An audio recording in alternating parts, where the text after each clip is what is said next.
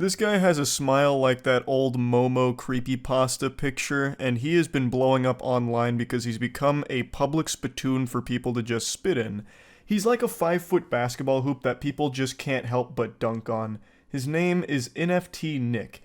They said Filecoin wasn't a buy at $5. They said D-Gods would get a $20,000 airdrop from Wormhole. They said Daniel Allegre is a great CEO. They said Bodogos isn't the top NFT project. Keep down. Look at us now. This was his first video that really blew up because it really tingles something deep inside the soul of every viewer that just makes them want to bully him because it looks like he really needs it. He's just like a knuckle sandwich magnet, but verbally. So everyone said their piece about him being a turbo cringe loser, and that was that. He then made it his entire identity to continue this persona. I truly believe NFT Nick is just playing a character. I think this is all just rage bait. It's not real. I'm pretty sure he's just engagement farming because that's become so prevalent on Twitter since you can monetize your hit tweets now if you get a lot of engagement. So I think NFT Nick is just leaning into this to continue to try and farm that engagement, and it is working. Yo, cheers to all the Twitter haters who said I don't own my Miami house. I'll have you know I had the staff load up my jet so I could fly out here to my New York City penthouse pied-à-terre. Anyways, while you're click-clacking on Twitter from your mom's basement, I'll be sitting here sipping from my $5,000 bottle of champagne. Remember, choose rich. I threw you into the deep end of the pool here of NFT Nick lore, but I thought it was important so you could see his more modern attitude here, where he's leaning into like the extraordinarily wealthy douchebag angle. He got community noted because the bottle of wine he showcased is not actually $5,000, it's less than $85.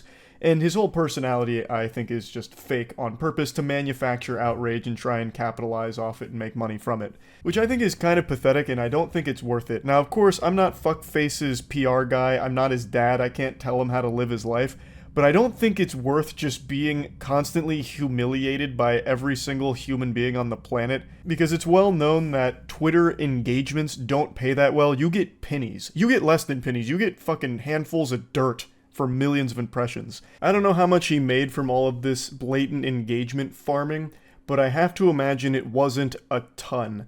Like, I bet he probably would have been able to make more money being a real birthday party clown as opposed to a Twitter NFT clown. It just doesn't seem like you're going to be making enough money for this to ever be worth the constant shame of this being your legacy. I chose rich every time. There's nothing more hilarious than a guy sitting next to I chose rich every time from a clearly rented house. He claims to own it, but his suitcase is right in the corner.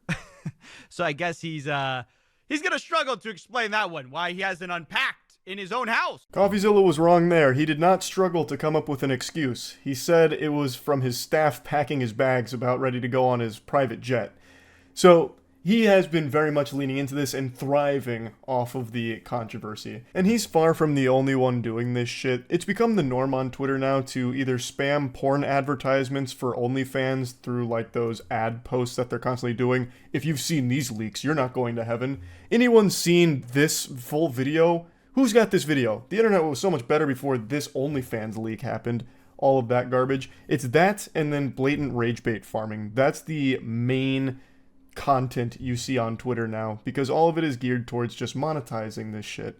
And engagements right now are the easiest one because you just post some incendiary remarks or just like really over the top statements and get people to dunk on you for it, to shit on you for it, and you make a little bit of money from that. And you just keep rinse and repeating that process. And I think that's the whole shtick behind NFT Nick. Make these posts, hope people keep insulting you so that way you can keep farming it. And I bet the happiest part of his day is when he gets notified that his post has been community noted, because then he gets follow-up content that has guaranteed eyes on it because everyone wants to see how you defend yourself when you get community noted. And then he just doubles down on it again and gets community noted further and lets that cycle just continue so he gets more and more impressions, which translates to more and more Twitter ad rev. That's my theory behind it. Though I guess it is entirely possible that he is genuinely just an insufferable asshole. Yo, shout out to the Twitter people praying for my downfall while saying my champagne ain't real. Keep questioning my life while you cry into your TV dinner, and my chauffeur brings me to $3,000 high tea service at Baccarat. Choose rich. This was his follow-up video to the previous one where he got community noted about the champagne. Community notes really came for his scalp there, triple fisting him, debunking like 3 of the things he said here. But again, all of it, I'm pretty sure he does on purpose.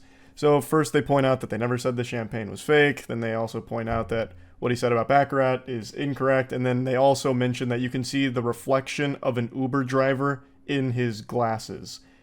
So he's not being chauffeured around or anything like that. And this was his response to that community note. The community note haters are in disbelief. I own a fleet of Ubers, but the poors wouldn't understand that concept. Felipe is my personal driver. Choose rich. So he adopted the choose rich as his slogan now, which is a pretty cool slogan up there with the Lucky Charms one. They're magically delicious. But I think this post makes it painfully obvious that this is all satirical. It's so over the top, so outrageous, it can be nothing other than on purpose. Like, this isn't someone that's genuinely trying to convince people of their wealth or anything like that. This isn't their real attitude. It's all just a character they're playing.